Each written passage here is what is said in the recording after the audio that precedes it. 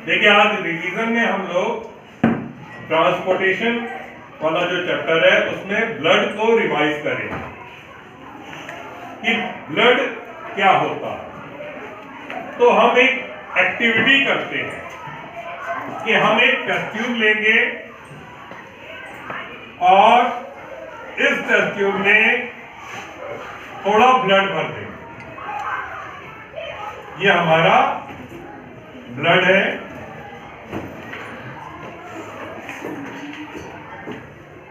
इस ब्लड को हम 24 आवर्स के लिए इस टेस्ट ट्यूब में ऐसा छोड़ देंगे, कुछ भी नहीं करेंगे। 24 आवर्स के बाद आप क्या चीज इसमें देखोगे कि इस टेस्ट ट्यूब में यहां तक का वॉल्यूम था, नीचे वाला हिस्सा आपको यहां पर डार्क रेड मिलेगा और ऊपर एक लिक्विड मिलेगा। यानी ब्लड अपने दो हिस्सों में डिवाइड हो गया, एक लिक्विड पोर्शन, एक सॉलिड पोर्शन। लिक्विड पोर्शन जो होता है ये येलो कलर का होता है और इस येलो कलर वाले पोर्शन को हम बोलते हैं plasma. Plasma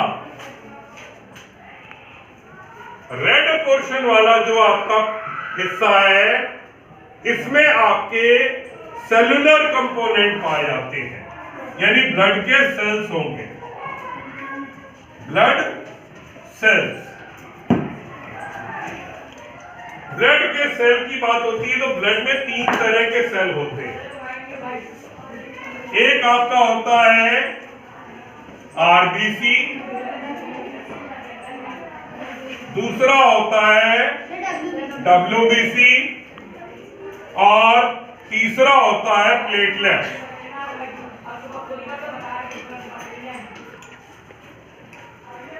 RBC red blood cells, WBC white blood cell and platelets।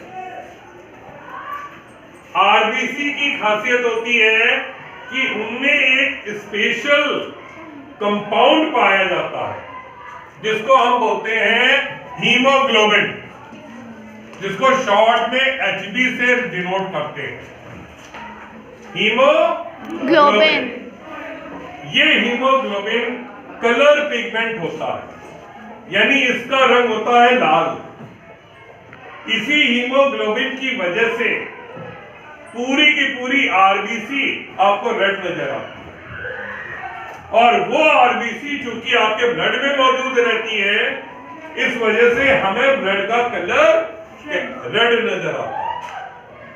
तो ब्लड के अंदर जो रेड कलर है, it is only due to haemoglobin which is present in RBC। WBC के अंदर आपका हीमोग्लोबिन नहीं पाया जाता, इसलिए वो सेल आपके रेड कलर के नहीं होंगे।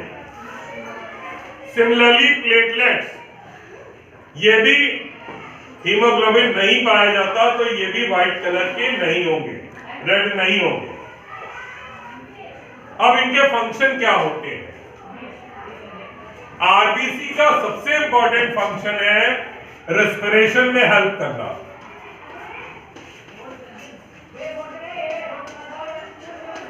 ये जो हीमोग्लोबिन है ये ऑक्सीजन के साथ जुड़ जाता है, यानी जब लंग्स में आपकी आरबीसी पहुंचती है ब्लड के साथ, तो आरबीसी में हीमोग्लोबिन वाली जगह पर ऑक्सीजन जुड़ जाती है।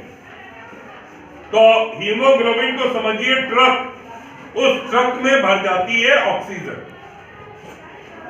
और वो बॉडी में, पूरी बॉडी में घूमती है। हीमोग्लोबिन आपका बॉडी में पूरा घूम रहा है, जहां जहां ऑक्सीजन की जरूरत है, जिस जिस सेल को ऑक्सीजन की जरूरत है, वहां पर वो ऑक्सीजन डिवाइड करता रहता है। बॉडी के सारे सेल्स को एनर्जी प्रोड्यूस करने के लिए ऑक्सीजन की जरूरत होती है। इसलिए ये हीमोग्लोबिन या ये आरबीसी वहां पर ऑक्सीजन सप्लाई का काम करती है। इसीलिए ब्लड में इनकी मात्रा बहुत ज्यादा होती है। लगभग 1 सेंटीमीटर क्यूब 1 सेंटीमीटर क्यूब का मतलब क्या होता है कि 1 सेंटीमीटर चौड़ा, 1 सेंटीमीटर आपका थिकर यानी length 1 centimetre, breadth 1 centimetre, height 1 centimetre, उतना बड़ा एक छोटा सा क्यूब हो, उसके अंदर आरबीसी लगभग 5 लाख होते हैं। 5 लाख आरबीसी सेल्स पाए जाते हैं।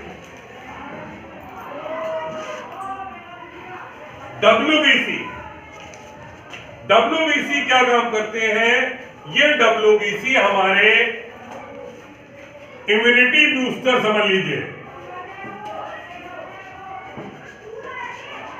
हमारे शरीर के प्रतिरोध क्षमता, कोई भी बीमारी वाला जम्स आता है, बैक्टीरिया आता है, वायरस आता है, प्रोटोजोआ आता है, उसको मारते हैं, यानी शरीर को बीमारियों से बचाने में मदद करते हैं। आजकल जो कोरोना चल रहा है, बहुत सारे लोगों की बॉडी में कोरोना का इंफेक्शन हुआ, लेकिन वो कोरोना अपने आप ही खत्म हो गया।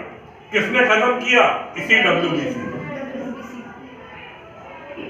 और तीसरा है प्लेटलेट्स।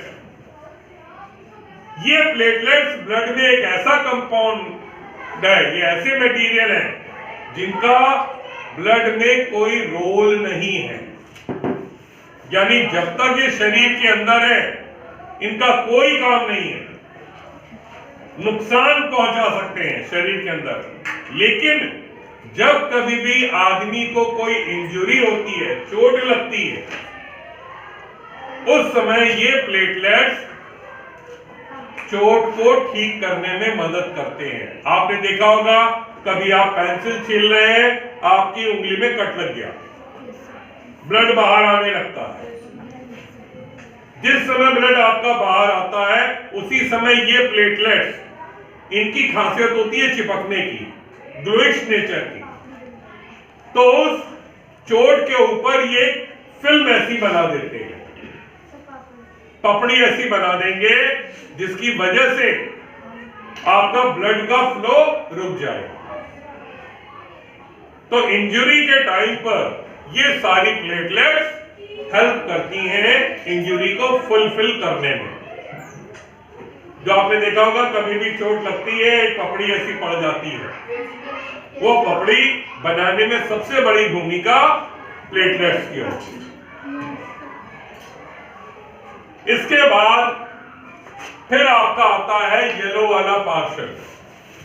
इस येलो वाले पोर्शन को हमने नाम दिया था प्लाज्मा। ये प्लाज्मा, इसके अंदर आपके ब्लड के बाकी कंपोनेंट पाए जाते हैं, जो बॉडी में एक जगह से दूसरी जगह पहुंचाए जाते हैं। आपने देखा है, जब आप खाना खाते हो तो बॉडी ग्लूकोज को एब्जॉर्ब करती है। वो ग्लूकोज बॉडी, आपने प्रोटीन खाया, प्रोटीन आपका छोटे छोटे टुकड़ों में टूट करके अमीनो एसिड बन जाता है, उसको एब्जॉर्ब कर लेती है। यानी बॉडी के जरूरत के जितने भी सामान हैं, वो फूड के डाइजेशन से बॉडी एब्जॉर्ब करती है और उसको ब्लड में भेज देती है, और वो ब्लड के इसी प्लाज्मा वाले हिस्से में घूमते हैं। तो जो ग्लूकोज है, प्रोटीन के रूप में अमीनो एसिड है, वो सारी चीजें और भी विटामिन वगैरह जो होते हैं, वो आपको इस प्लाज्मा वाले हिस्से में ही पाए जाते हैं। तो इनकी भी जहां जहां जरूरत है, ब्लड चूंकि पूरी बॉडी में सर्कुलेट हो रहा है, जहां जरूरत है वहां पर इनकी सप्लाई हो जाती है। तो this is all about blood. ठीक है।